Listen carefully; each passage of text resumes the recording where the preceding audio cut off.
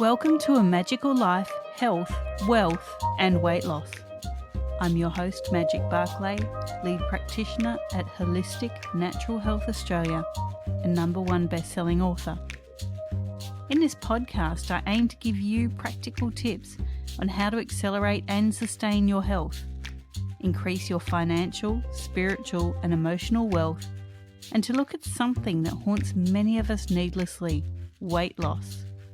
In some episodes, I'll have guests available to give you even more tips, but in others, the floor is yours. Drop us a line at A Magical Life Podcast on Facebook and let me know what you would like to know more about.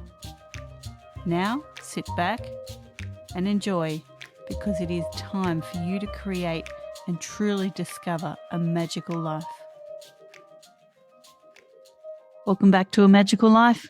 I'm your host, Magic BARCLAY, and today Gretchen Shanks joins us. Gretchen is a Seattle-based sex and dating coach certified in the Somatica method, which is an experiential and relational approach to coaching grounded in the body. She came to this after confronting and tackling her own struggles with body image, dating, and shame about her sexuality. Now, she gets great satisfaction helping others untangle the knots of socialization, shame, and uncertainty to find the truest expressions of their erotic and relational nature, and to learn the skills to have the kind of intimate life they've always desired. Welcome, Gretchen. Thank you. I'm excited to be here with you. And look, we don't have people talking about sex and intimacy on here very often, so this should be interesting. Good. Well, I love talking about it. So perfect. Great. Now, look, I ask all of our guests the same 3 questions. Everyone gives me such amazingly different answers. I love it. So here comes the first one for you. Okay. What can your expertise do to accelerate health, not just physical, but also emotional and spiritual health? Sure. So my work, yes, it's focused on navigating intimacy, sex, dating, relationships. But ultimately, the ways that we really get at that are through learning to love ourselves as we are today and kind of owning that, celebrating that, getting more comfortable in our bodies, more in tune with our erotic natures and desires. And usually so many of us walk around steeped in shame around I can speak from personal experience on this, dealt with so much body shame and shame about my sexuality and frustration in trying to navigate dating and intimacy that caused an incredible amount of stress in my life. And finding my way through that, learning to love me as I am today. Yes, I still have lots of area of growth. I still sometimes eat too much or have the bad habits, but I've learned to be in my body and love my body as it is.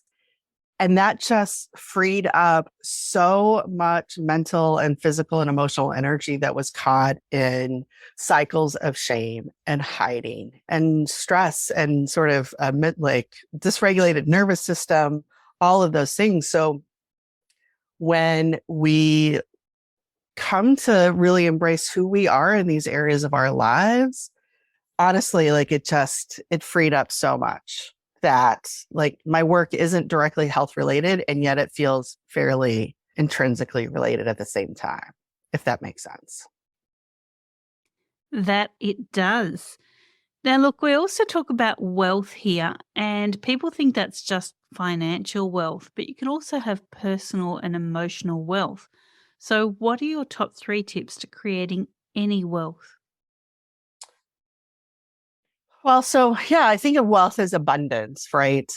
And it's interesting. Top 3 tips for creating wealth or abundance. I think getting in tune with what your actual desires are. So often we are caught up in a knot of shoulds. We're inundated in cultures with what our lives should look like, how relationships should be structured, what kind of sex is acceptable, what's not. And I think when we can get clear on what our actual heart's desires are and name those and embrace those, we open ourselves up to wealth and abundance of various sorts. So that's sort of one that immediately comes to mind for me. Another is to understand our core wounds and how those core wounds affect our instinctual response patterns for how we are in relationship or how we move through the world and understand the world. Because so often the ways that we move through the world are steeped in how we learn to survive and keep ourselves psychologically whole from a young age. And when we try and step outside of those response patterns, our nervous systems start to freak out a little bit because they're not what we're used to. And I think when we can learn to recognize those patterns and in safe spaces and in ways that feel supported, to take actions that shift those survival patterns in an informed way, especially around our nervous system, with tools to support us doing that, we open ourselves up again to so much wealth and abundance. Because so often our brains are constantly scanning our environment to keep us safe.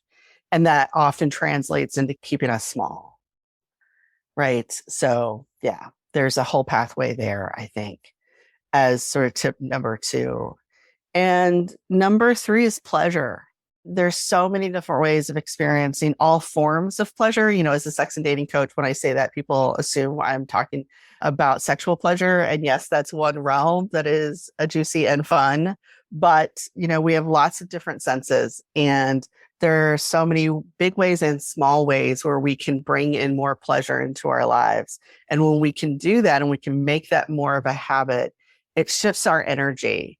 It shifts how we show up, and it shifts, I think, what we're open to and what comes to us. So bringing in more pleasure, it would be the third.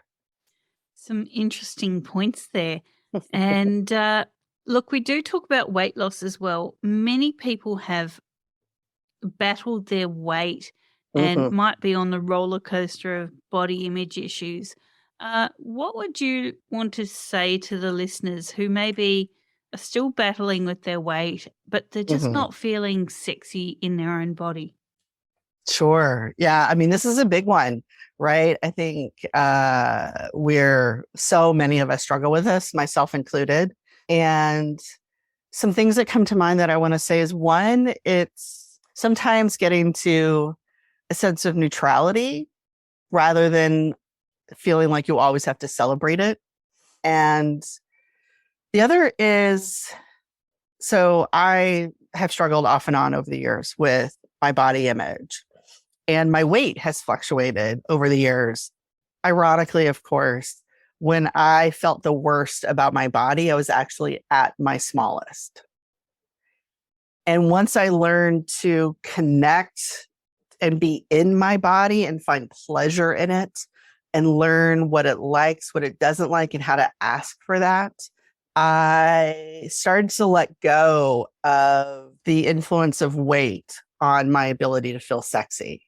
Doesn't mean I don't struggle, I still do, but I know how to get myself back to that feeling of sexiness. And it's not influenced by what I see in the mirror necessarily, or the weight that's on the scale. It's influenced by my ability to be present for and experience pleasure. And sometimes it is influenced by what I see in the mirror, but not because I'm thinner, but because a common exercise I do with clients is some mirror work, where we stand in front of the mirror, and instead of focusing on the things that we don't like about our body, we tell the story of our bodies from the perspective of celebrating that. What do I like?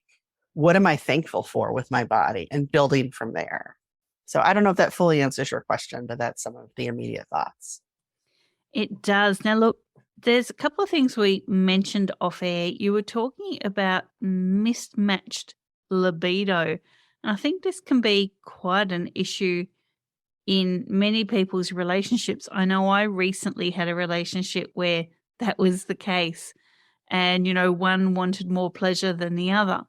So I think this is something important that we need to talk about. What can you tell the listeners about how to deal with a mismatched libido? Yeah, so this is unfortunately a fairly common challenge that relationships experience, especially longer term relationships. And I think the first thing that I share with people is that it is common, that it doesn't mean you or your partner or your relationship is broken. The sort of romantic myth that permeates many cultures is that sex is like happens spontaneously. It's always hot and easy and natural. And if it lags, if you have to work at it, that means something's wrong in the relationship. And that's just not true. There are natural rhythms that relationships go through, and people have different like libidos settle around different levels. So the first thing to know is that it's really incredibly common.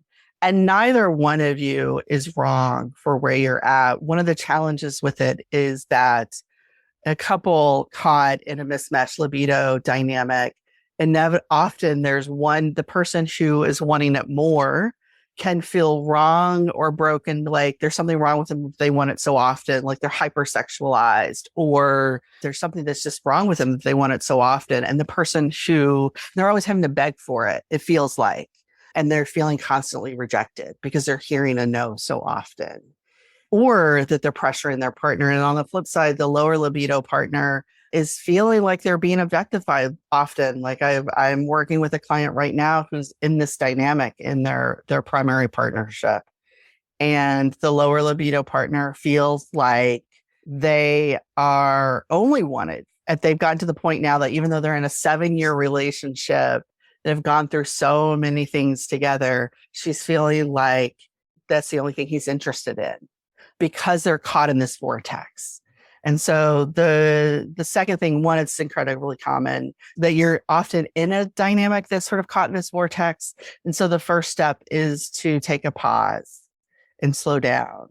Homework, sort of an advice or an exercise I give many clients is to take sex off the table for a period of time and get back. And when I give different exercises and guidance around this, but get back to connection and exploring sensuality without the expectation of sex.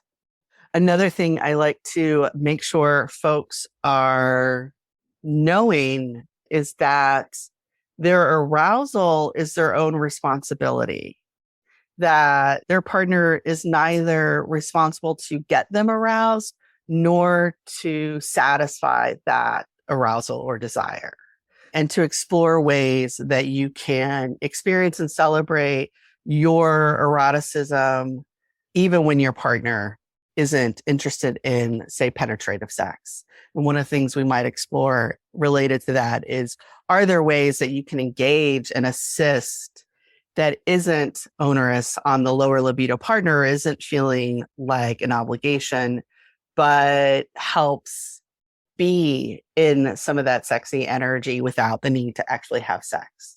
So there are different techniques and ways to sort of explore that. So it's what comes to mind immediately.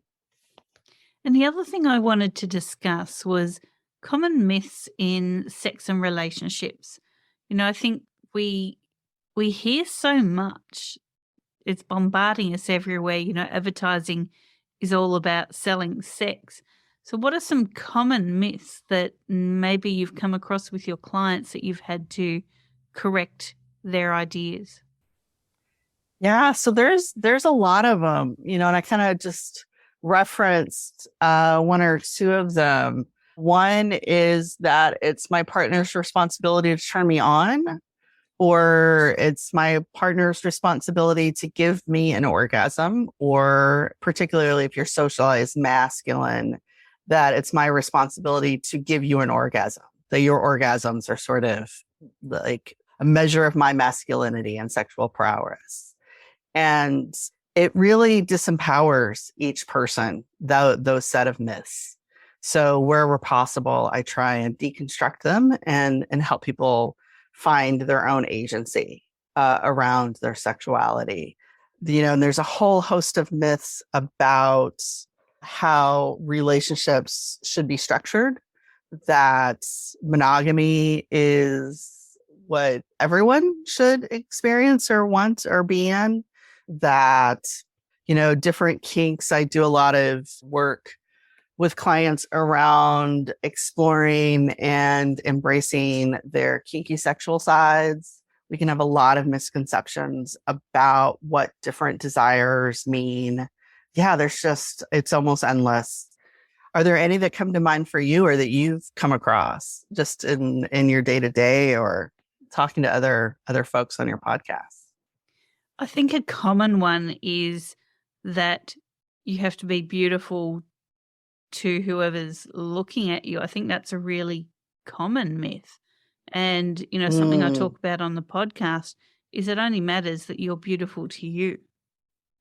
Yeah. Or that beautiful looks a certain way. The beauty and sexiness looks a certain way. It's a certain size or certain dimensions. And I've had the opportunity to explore different kinds of sexual communities.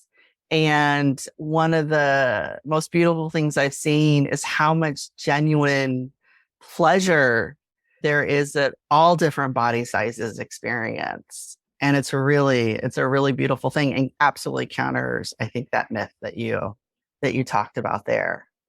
Exactly right. And I think, another myth I've come across is that people who might not be flexible or able-bodied or something like that, are often told by society, well, you don't deserve pleasure, sexual pleasure. And I think that's something that everyone can have no matter their ability. What are your thoughts on that? Oh, I love this one. 100% agree. 100%. And it reminded me of another one that's kind of related, which is that sex equals penis and vagina intercourse. That is sex. And what I love working that is benefited my life so much and that I love to explore with clients is that sex can look so many different ways. And it's ultimately about pleasure and being in pleasure with yourself, with your partner, that you don't need a certain degree of flexibility or able-bodiedness, that people can experience energetic pleasure through an energetic connection, that all different parts of our bodies can bring us pleasure. There's actually research that shows that individuals or couples who have a broader definition of sex report higher degrees of satisfaction with their intimate life. And I think that speaks to the myth that you were just talking about, right? Because if we have a broader and more expansive view of what is sex and a focus on pleasure over a particular type or way of getting to an orgasm, it gives us so many more avenues for this side of our life, for experiencing it, for realizing it, regardless of size, of flexibility, of ability or disability. And I think, many people think of sex just as the physical act, but it's really seduction and intimacy come in many, many forms. And for some people, maybe the physical act isn't where they feel the most intimacy. It might just even be, your partner holding your hand or stroking your hair or, doing something. I think we really do need to look at our languages of love and, what is intimate to you? What sparks that? Because the sexual physical act is often the end of the game. How are you playing the game along the way? So can you talk a little bit about other forms of intimacy? Yeah, I mean, that goes to, like I said, this idea that sex is about far more than the physical act of intercourse. I can't remember who originally said this, but I love this idea that your next sexual encounter with someone begins after the last one ended. That it's not just about when you get naked together and put body parts in body parts. That It's about the intimacy and the erotic energy that you build and maintain in between those events, those sexual encounters. And depending on each individual and what their preferences are, right? But are you touching without an expectation that it's immediately going to lead to sex? How are you talking to each other and sharing things that matter with your partners? Are you sharing fantasies? Are you cuddling? And if this is something, again, that appeals, not everyone loves to cuddle, right? It's finding what are the ways that help you feel seen and connected to and desired by your partner.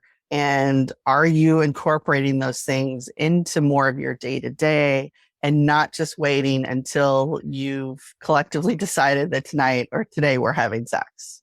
That's what sustains a long-term sexual connection far more than anything else. Exactly right. And that's actually why my last relationship broke up. It just wasn't, there was no contact, like no texting, no chat between dates. And I was like, well, we don't need an occasion and to go somewhere to be intimate. My love languages are acts of service and physical touch.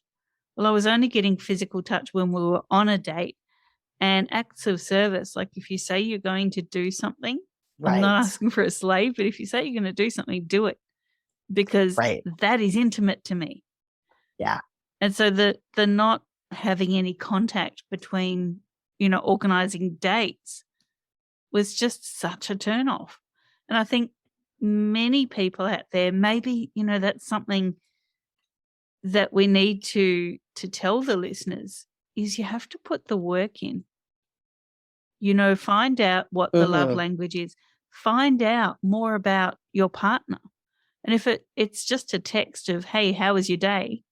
Right. That might be enough to keep intimacy flowing.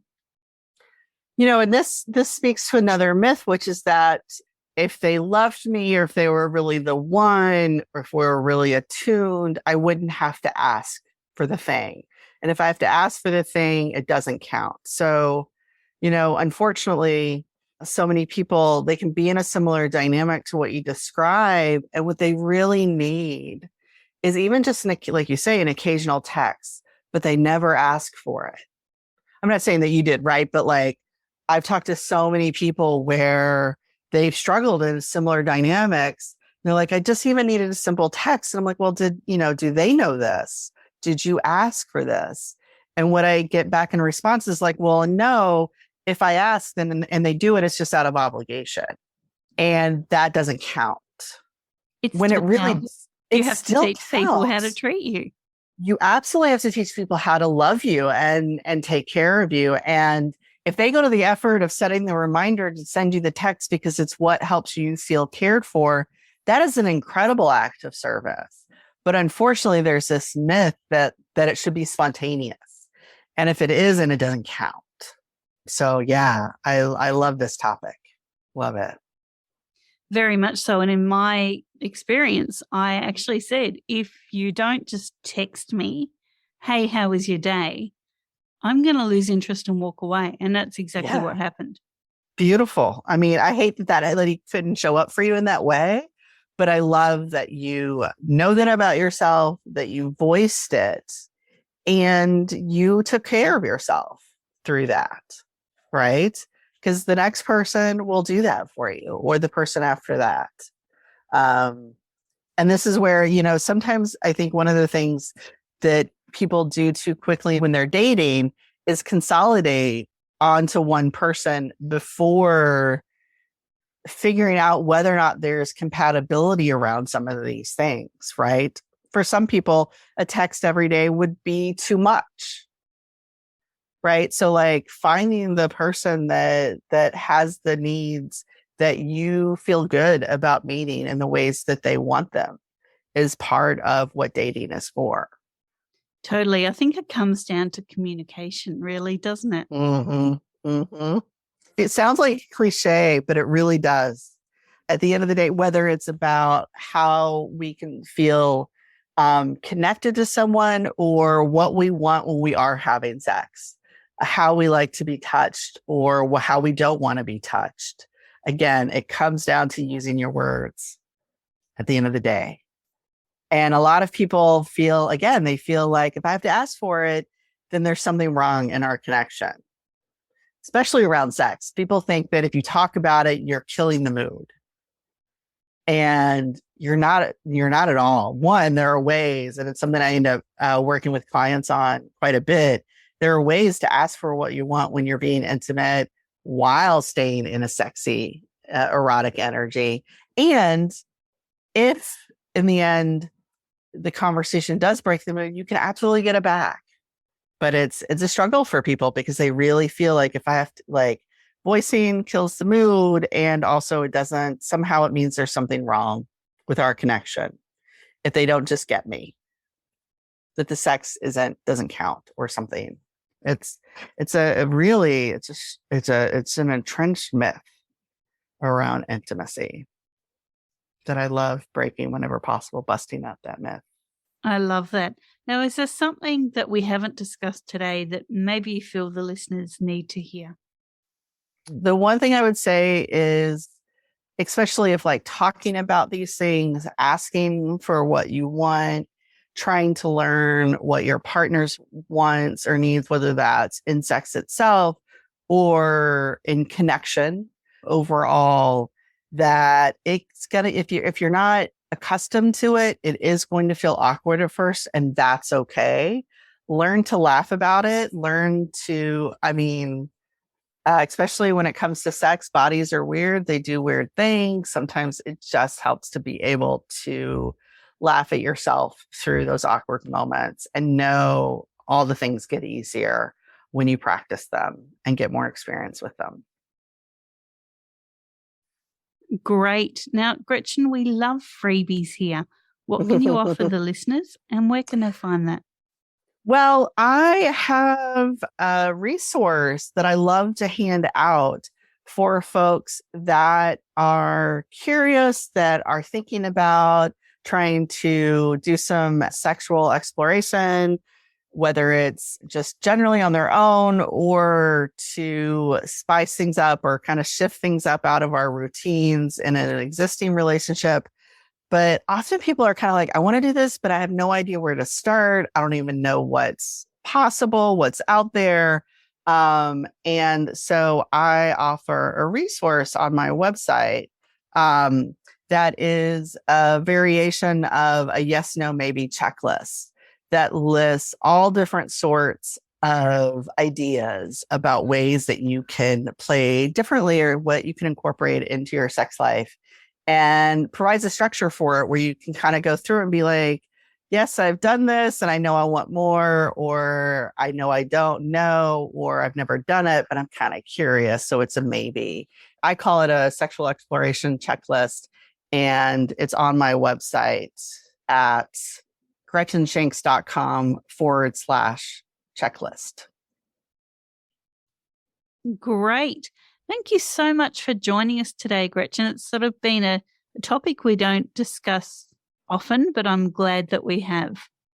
Yeah, thank you so much for having me and for being open to this topic. Honestly, the more that we can get comfortable talking about it, the better off we'll all be. I think so often it's just shrouded in mystery and shame. And so the more open conversations we have in different places, I feel like we're moving in the right direction. So thank you for giving me this opportunity. My pleasure. And listeners, if there is something else that we don't discuss often and you want to hear about it, please jump onto our Facebook page at A Magical Life Podcast and let us know what you want to hear. If you want to hear more from Gretchen, let us know. We'll get back in touch with her. This is your podcast. These are your ears that we're bringing the information to. Listeners, for now, thank you for your time. Go forth and create your magical life. Welcome to A Magical Life, Health, Wealth and Weight Loss. I'm your host, Magic BARCLAY, lead practitioner at Holistic Natural Health Australia and #1 best-selling author. In this podcast, I aim to give you practical tips on how to accelerate and sustain your health, increase your financial, spiritual and emotional wealth, and to look at something that haunts many of us needlessly, weight loss. In some episodes, I'll have guests available to give you even more tips, but in others, the floor is yours. Drop us a line at A Magical Life Podcast on Facebook and let me know what you would like to know more about. Now, sit back and enjoy, because it is time for you to create and truly discover a magical life.